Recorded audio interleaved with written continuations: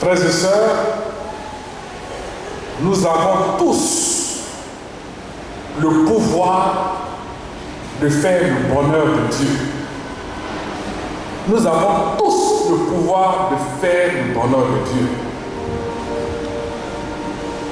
Parce que Dieu a besoin de nous pour faire sa joie, pour faire son bonheur.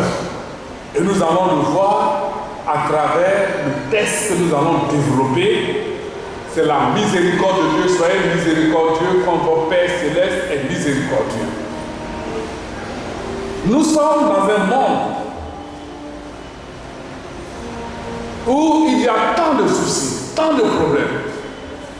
On assiste à des insurrections populaires, des manifestations populaires, des attentats un peu dans le monde entier. Nous avons des soucis de toutes sortes. Et nous n'arrivons pas véritablement à accorder la paix pour recevoir la paix venant de Dieu. Nous avons un esprit revanchard. Et aujourd'hui, le Seigneur nous invite à beaucoup plus de miséricorde dans notre vie. Qu'est-ce que la miséricorde, frères et sœurs? Pourquoi le pape a choisi ce thème pour tous les fidèles du monde entier et les hommes de bonne volonté? C'est simple. Parce qu'il veut un monde juste, un monde plein de tendresse et plein de miséricorde. Et la parabole de l'enfant prodigue nous fait ressortir l'image de notre Père plein de tendresse et plein de miséricorde. Dans la parabole que nous avons entendue, il est écrit: un homme avec deux fils. Le plus jeune dit à son père: Père, donne-moi ma part d'héritage. Un homme avec deux fils. Auquel voudrez-vous ressembler, frères et sœurs? Au fils aîné ou au fils cadet? L'un a désobéi. L'autre était contraint d'obéir.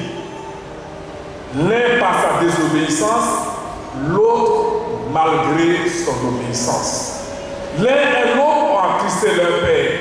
L'un et l'autre ont méconnu la bonté et la miséricorde de leur père. Quelle est cette société où c'est les enfants qui commandent? Quelle est cette société où c'est les enfants qui imposent leur point de vue à leur père? Frères et sœurs, cette société n'existe pas sur la terre. C'est l'Église triomphante et l'Église céleste.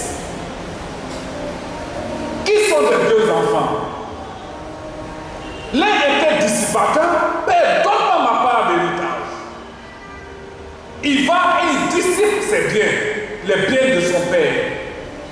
L'autre était calculateur. Un calculateur. J'ai vécu avec toi. Mais ton fils que voici, ne dis pas mon frère, ton fils que voici. Après avoir dilapidé tes biens avec des femmes, tu fais Dieu le veau gras.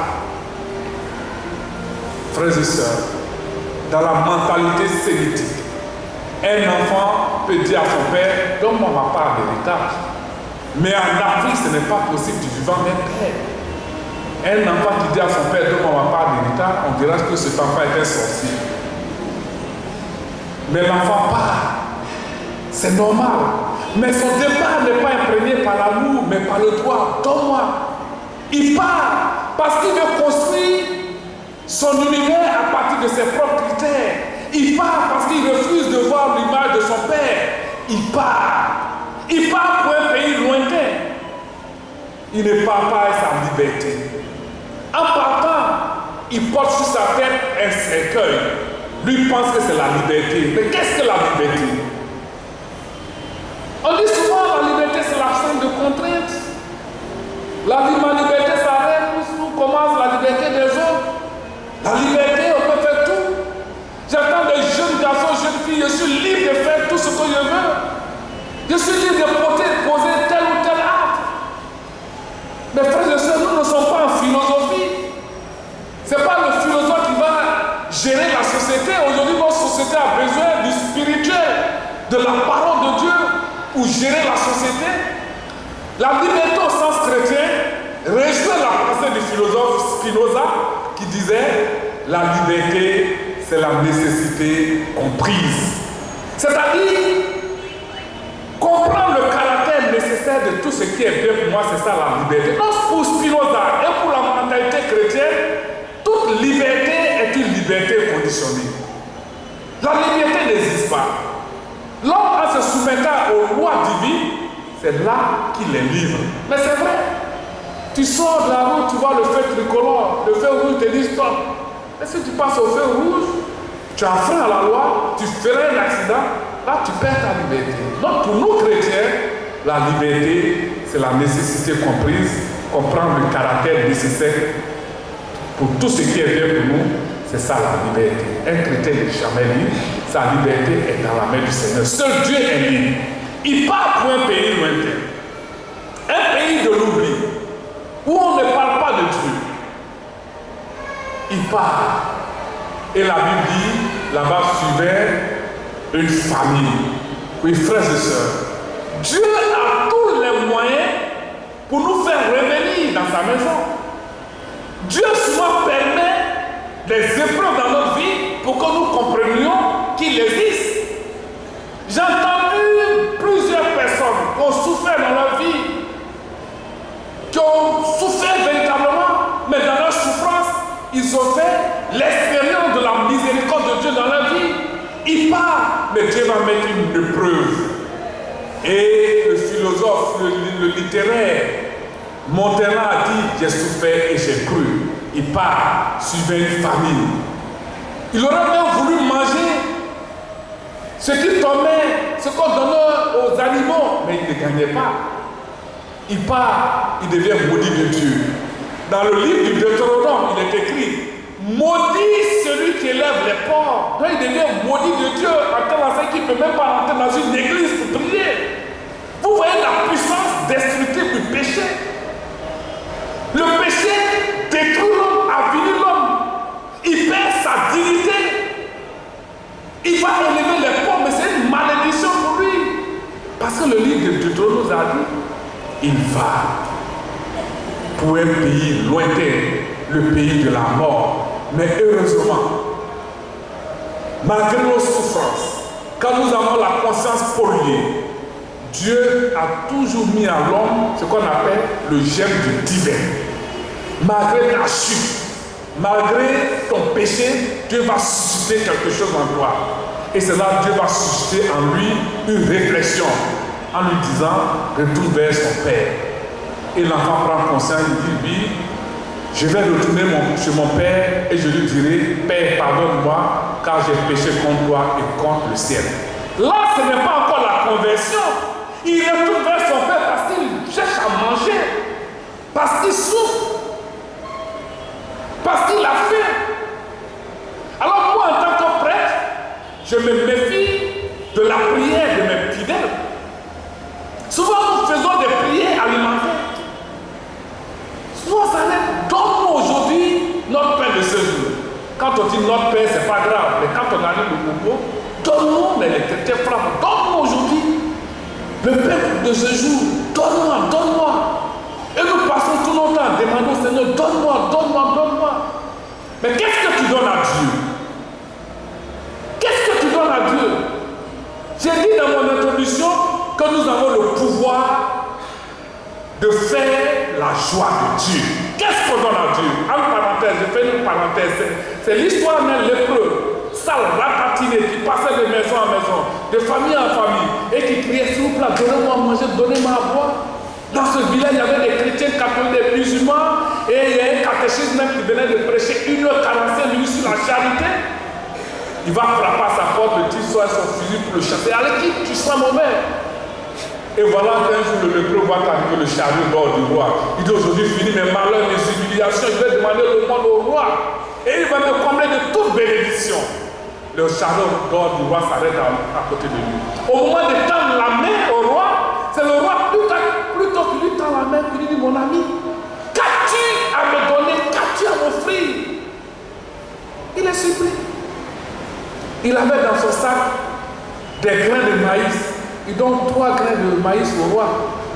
Le soir venu, il rentre à la maison, il vide le contenu de son sac, il découvre au milieu des tas de grains de maïs 3 grains d'or et il se met à pleurer. Oh, si j'avais su, je veux donner mon tour au roi. N'est-ce pas un peu notre histoire? On s'imaginait Dieu distributeur de cadeaux. Seigneur, donne-moi la prospérité, accorde le malheur à mon voisin, accorde la maladie à telle personne. Mais voici que le vrai roi s'approche de toi et te tend la main et te dit, mon ami, qu'as-tu à me donner, qu'as-tu à m'offrir? Et l'enfant prend conscience, il retourne vers son père, chemin faisant. La Bible nous dit que le père était devant la maison. Son cœur souffrait. Quand il a vu son fils venir de loin, on dit il eut pitié. Ce n'est pas la pitié au sens sentimental. Non. L'expression grecque c'est rakamim. Rakamim me dit tout simplement que ses entrailles étaient en ébullition. À l'idée de savoir que l'enfant est parti. Notre Dieu souffre. Quand il voit qu'un de ses fils vit dans le péché, il souffre. Il est malade. Ses entrailles sont en ébullition. Il souffre terriblement. Et c'est le père qui court vers son fils et qui lui tend la main. L'enfant voulait parler, Père, j'ai péché contre toi et contre le Seigneur, tais-toi. Il dit, faites-le rentrer à la maison. Voici l'image de la miséricorde de Dieu. Dieu ne lui dit pas, tu as passé ton temps à gaspiller tes biens avec les femmes, il ne rappelle même pas, il ne dit rien. Vous, quand vous venez chez nous, vous confessez. Si vous avez fait un péché il y a 10 ans, mon père, j'ai péché il y a 10 ans, peut-être c'est ça qui me suit. Non, notre Dieu n'est pas comme ça. Il ne revient pas sur ton passé, il regarde ton présent. Il dit au serviteur, donne-lui des sandales. L'enfant quitte sa condition d'esclave. À l'époque, les esclaves ne portaient pas de chaussures. Il quitte son état d'esclave et il devient un homme libre. Ensuite, mettez l'agneau au doigt. C'est le symbole de la royauté. Je lui donne toutes mes attributions de roi. Il te restaure. Quand tu vis dans le péché après le sacrement de confession, il te restaure, il restaure toute ta vie. L'anneau au doigt. Et il dit apportez le veau gras. Le royaume des cieux est toujours comparé à un grand festin où des hommes et des femmes se mettent à danser, à se réjouir. Et voici que les voisins sans doute se sont mêlés de cette affaire pour dire, mais écoute, ton fils voyou qui est parti, mais pourquoi tu souffres tant? Voici un enfant vertueux qui est à la maison, qui t'obéit, qui te respecte. Et voici que le fils aîné qui rentre de la maison. Il est en colère. La colère, c'est un péché grave. Et l'aîné, il a posé un acte extrêmement grave. Lui, son péché est grave. Il dit à son père, depuis tant d'années que je suis avec toi, tu n'as même pas tué un chevreau pour moi. Mais ton fils te voici. Il ne dit pas mon frère, voici le péché. C'est lui qui révèle le mauvais comportement de son frère. Ton frère te voici, ton fils te voici. Il ne dit pas mon frère. Alors frères et sœurs, quand vous tombez dans ce qu'on appelle la médisance, la calomnie, vous ressemblez à ce calculateur. Soit nous sommes des dissipateurs, soit nous sommes des calculateurs. Il n'y a pas un troisième personnage auquel nous pouvons nous réclamer. Nous sommes soit des dissipateurs, soit des calculateurs. Ton fils te voici. Après avoir dilapidé ses biens, tu as fait tuer le veau gras. Le fils aîné et le fils cadet font ressortir l'image de la miséricorde de Dieu.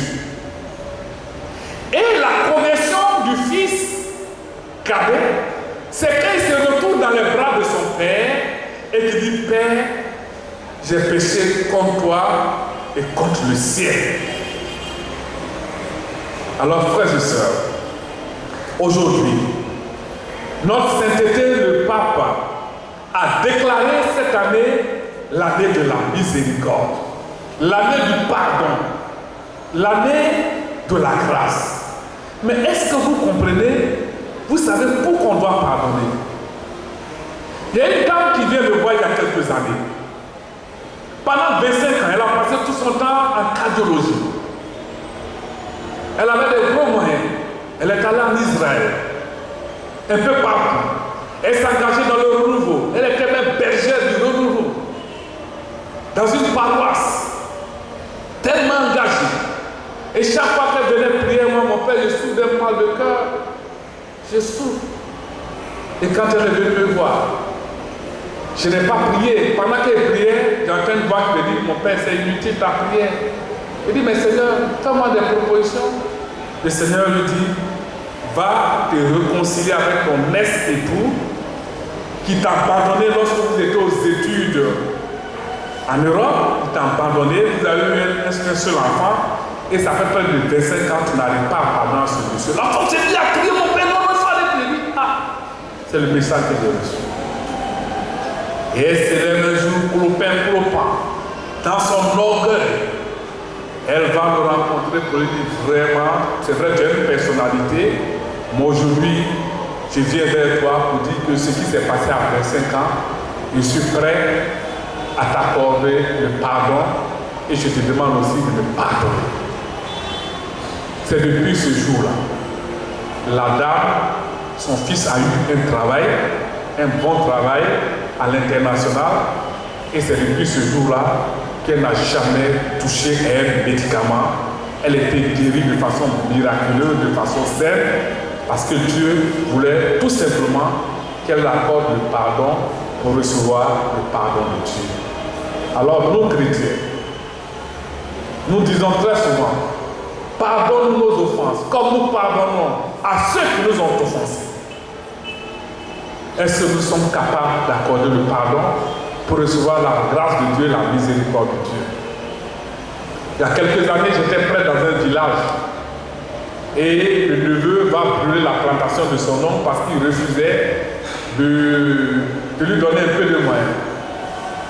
Non seulement l'oncle était fâché, il a frappé son neveu, il a trébalé son neveu à la gendarmerie et on devait le déférer à la MACA. C'est comme ça qu'ils sont venus nous voir. On nous dit, mon père intervenait. Je suis allé le voir personnellement. Il était engagé à l'église.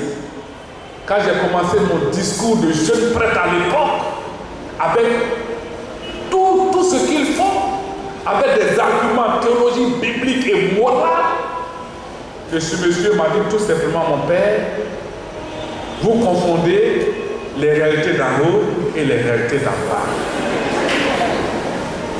Les réalités d'en bas, ce neveu-là, il va à la MACA.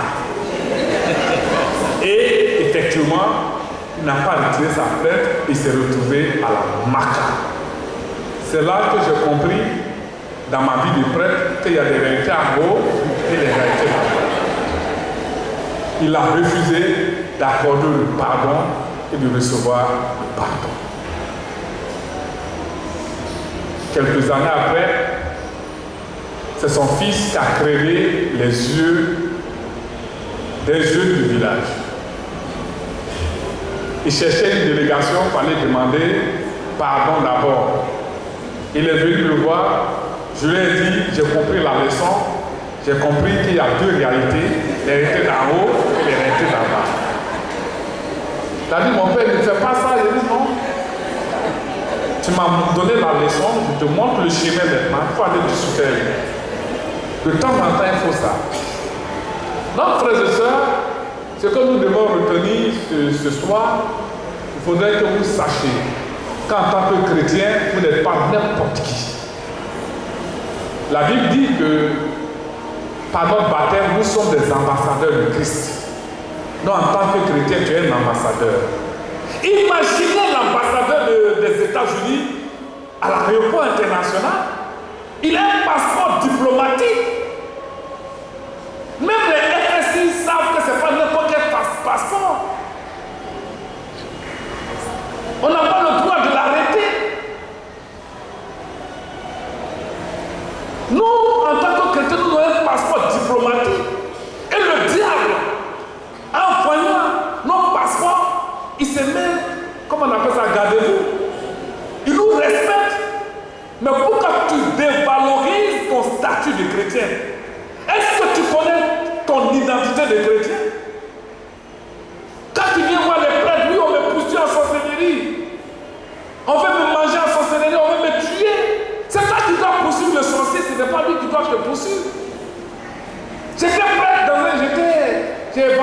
dans un village là, à Thiers. Et avant mon arrivée, il y avait une femme redoutable dans le village. Elle dit, cette fois-ci, je vais crever les yeux de ce prêtre-là. Une semaine avant, j'ai commencé à voir le Saint-Esprit dans le village. À 5 h du matin, elle a pris son bacard, elle vient disparaître du village. Ses enfants disent, maman, aujourd'hui, tu ne vas pas bouger, aujourd'hui, tu vas rester seul. Le prêtre vient à 14 h pour une évangélisation. Je suis arrivé. Et pendant ma prédication, je prêchais. Et je n'ai pas l'habitude d'insulter les sorciers. Ce jour-là, j'ai dit, je vous insulte bien. Et qu'aujourd'hui, le Seigneur me met à cœur qu'on va détruire vos œuvres dans le village. Tout sera détruit. Et cette femme-là sort de son corps. Elle se transforme en un oiseau. Et je vais crever les yeux de ce petit prêtre. Et pendant qu'elle s'est levée, on entend une personne qui tombe, commence à s'écrouler, commence à pleurer, crie. Moi, je ne comprenais pas. Moi, je voyais quelqu'un qui s'agitait. Et tous les villageois dans leur cœur m'ont dit, elle a trouvé son ami garçon aujourd'hui. Moi, je ne comprenais pas. Donc, les gens applaudissaient, on en soulève, on veille dans comment on appelle, la salle de coupe. Et puis, elle se lève et dit, je vais rendre témoignage. Elle vient clopin. Elle parle, on traduit en français, elle dit vraiment, j'ai dit à tous les villageois que cet homme-là, c'est Jésus-Christ. Moi, Jésus-Christ! Elle dit c'est Jésus-Christ, mais elle n'a pas menti. Elle n'a pas menti. Je crois bien, par mon saint sacerdoce, quand je suis à l'autel, c'est Jésus-Christ.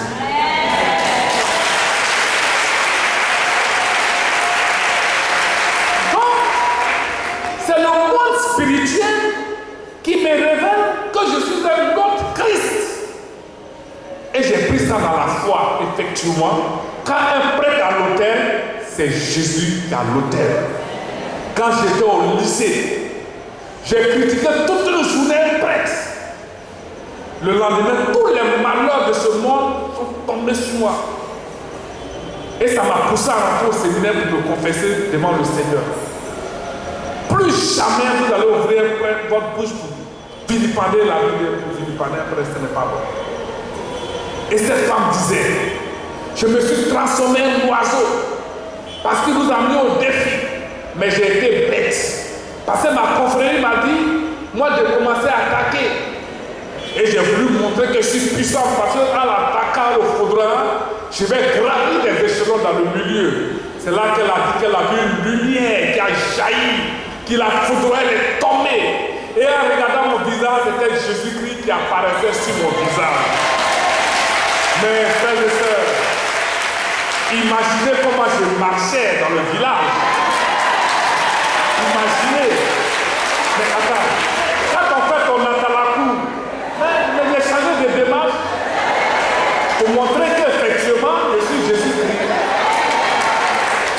Alors, frères et sœurs, je vais m'arrêter là, mais sachez-le que faites confiance au Seigneur, nous avons tous le pouvoir de faire le bonheur de Dieu. Amen.